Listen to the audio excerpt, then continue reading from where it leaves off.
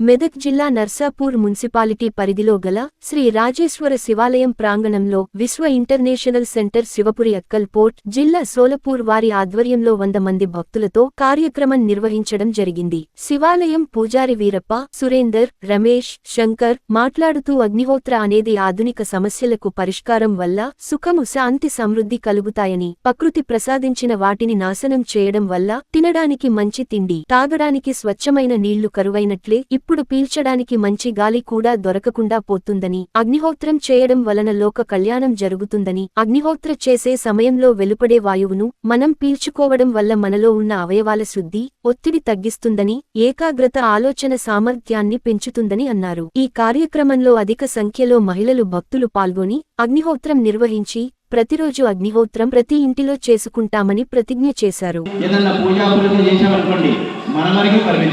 अग्निहोत्र अलग अशेष प्राणी का कल्याण होगा, सब प्रकृति कल्याण होती, मन कल्याण होती, पूरकाली वायुవులు అన్ని శుభ్రంగా ఉండేవి. ఇవి అన్ని కాలుష్యంగా మారిపోయి అగ్నిహోత్రాలు 1944 విజయదశమి రోజు అక్కడ గురుదక్షిణ ఇవ్వడం జరుగుతుంది. మీరన్నమాట కేరళ తెలుసుగా, కేరళ అనమాట స్వామివారి విగ్రహం ఎవరు స్థాపన చేశారు?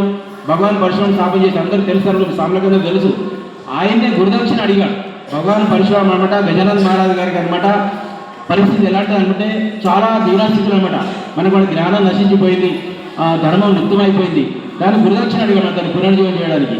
గజానన్ మహారాజ్ అనమాట ఇదే అనమాట గురుదక్షిణ అనమాట. భగవాన్ పరశురామ పాదుకల మీద తులసి మృదువుగా అనమాట మై సుఖంగా పునర్జీవం కరంగా మై పృథ్వీ సుఖశాంతి సమృద్ధిగా సువర్ణక భారత్ బనేగా.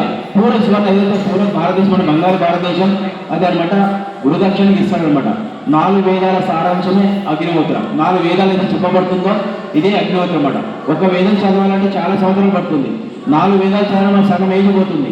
కానీ 4 వేదాలు ఏదైతే చెప్పబడుతుందో ఇదే అగ్నిహోత్రం అన్నమాట.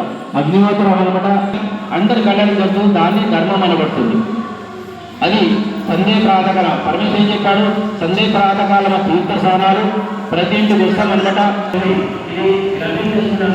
అగ్నిహోత్రం చేస్తూ మనం ఎలాంటి కర్మలు కాకుండా అన్ని మోక్షం పొందడానికి ఈ అగ్నిహోత్ర వేదాలు చెప్పబడుతుంది. మీరు చూడండి, అత్యంత పురుషుల జ్ఞానాన్ని తెలియజేస్తారు. తర్వాత అన్ని అన్ని వదిలేసి కర్మ స్వాధ్యాయాలు అని యజ్ఞాన్ని అగ్నిహోత్రం వెళ్ళడం లేదు. యజ్ఞం చేయడం వల్ల మీ అవకాశం చెప్పాడు. అగ్నిహోత్ర అందరికీ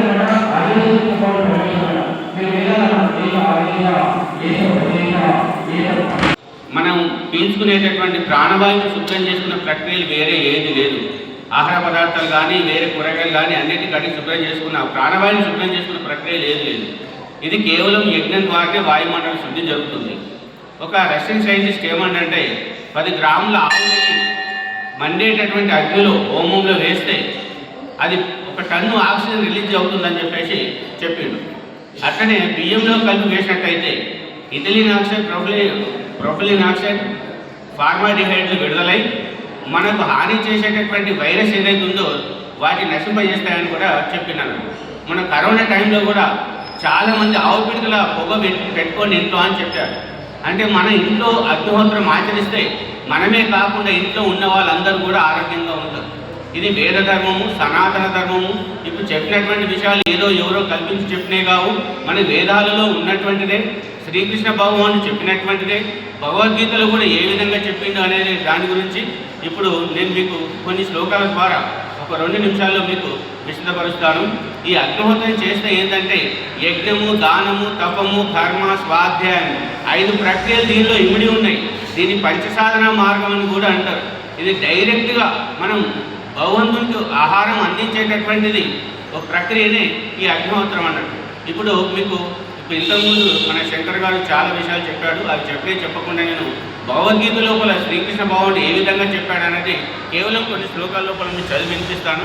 ఎందుకంటే చెప్పినటువంటి విషయాలు ప్రతిదీ కూడా ఆధారభూతంగానే చెప్తున్నాము.